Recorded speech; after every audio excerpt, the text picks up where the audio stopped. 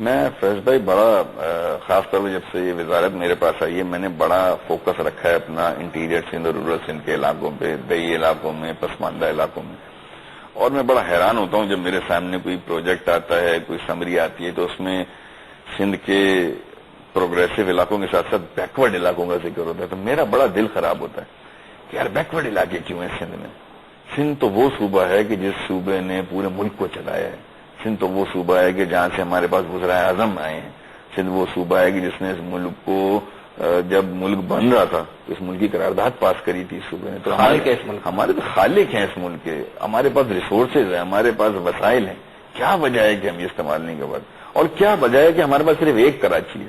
میں کہتا ہوں ہمارے پاس 10 کراچی ہونے چاہیے، اتنے وسائل ہیں ہمارے پاس. ضرورت اس بات کی ہے کہ ہم اپنے اپنے علاقوں کو جب ہم وہاں سے منتخب ہو کر آئیں، جب ہم وہاں سے منتخب ہونے کے بعد اعلیٰ عہدوں پر فائز ہوں تو پھر ہم اپنے علاقوں سے سنسیئر ہوں. آج سندھ کی جو ڈیولپمنٹ نہیں ہے، کراچی حیدرآباد سے آگے اگر آپ مجھے کہتے ہیں کہ سندھ کی ڈیولپمنٹ نہیں ہے تو میرا تو یہ سوال ہے آپ سے کہ کیوں نہیں ہے؟ کیوں ہمارے پاس دوسرا کراچی موجود نہیں ہے؟ کیوں ہمارے پاس دوسرا حیدرآباد موجود نہیں ہے؟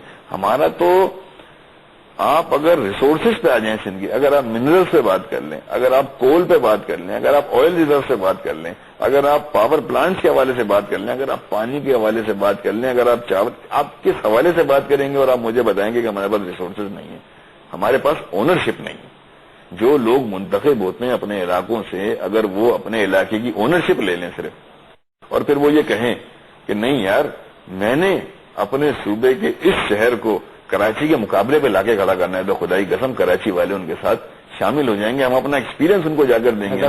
ڈیولپمنٹ کے حوالے سے اس تاثر کو آپ کس طرح دیکھ رہے ہیں؟ وہ کہہ رہے ہیں کہ ہمارے جو علاقے ہیں بہت سارے کراچی کے علاقے ہیں. کراچی کے وہ بہت سارے علاقے ضرور ہوں گے جو کہ براہ راست ہمارے ناظمین کے پاس نہیں رہے، لیکن ان علاقوں میں بھی بھٹ شاہ کے علاقے میں اگر پانی پہنچا ہے 200 سال بعد وہاں پانی پہنچا ہے.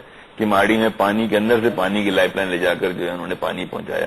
لیاری کے علاقے میں 62 سال سے حکومت کے لوگ وہاں سے جیتتے رہے، 62 سال سے وہاں پانی نہیں تھا. آج اس علاقے میں پانی بچایا تو اس شہر کے سٹی ناظم نے پہنچایا. لیاری میں اور ترقی نہیں ہو سکی تو لیاری کے ناظم کا قصور ہے.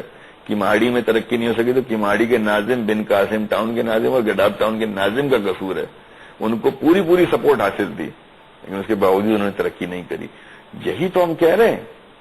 یہ تو ایک ہی شہر میں آپ نے مجھے مثالیں دے دی کہ جہاں کمپیٹنٹ ناظمین تھے، جہاں باصلاحیت ناظمین تھے، انہوں نے اسی شہر میں ڈیلیور کر کے دکھایا. تو اسی شہر میں جہاں انکمپیٹنٹ ناظمین تھے، انکمپیٹنٹ عوامی نمائندے تھے، وہ نہیں ڈیلیور کر پائے. پورا جس کو ہم سرائیکی صوبہ کہہ سکتے ہیں یا وہ پورا ایریا جو ہے وہاں پہ 70% لوگ ہیں جن کے پاس پینے کا پانی نہیں ہے. میں غلط کہہ رہا ہوں؟ اب نہیں ان فیگرز کو سر میں چیلنج نہیں کرتا. آپ نے شاید سروے کیا ہوگا، رفلی شاید وہ 65 پہ ہو یا 60 پہ ہو یا جو بھی ہو. 65-60 چلیں تو ٹھیک ہے. آپ کے 85% لوگ ہیں جن کے پاس ہیلتھ کیئر فیسلٹی نہیں ہے.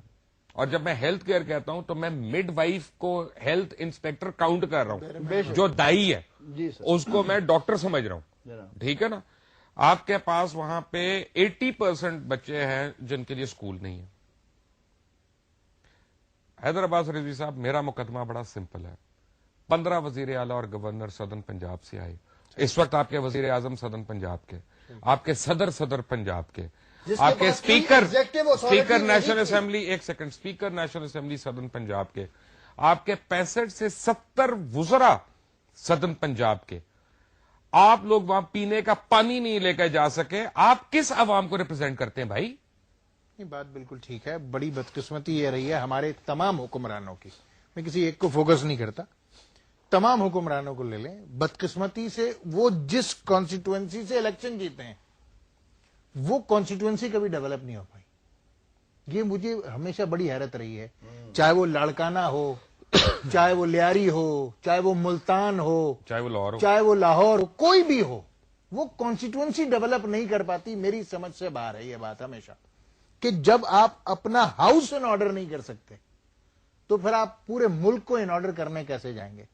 کم از کم اپنا ہاؤس تو ان آرڈر کر لیں. آپ اپنے جس محلے سے جیتے ہیں، جن گلیوں سے جیتے ہیں، جس آبادی سے جیتے ہیں، کم از کم بیئر منیمم ان کو جتنا آپ کو بینگ N M N A fund ملتا ہے کم از کم وہ تو لگا دیں.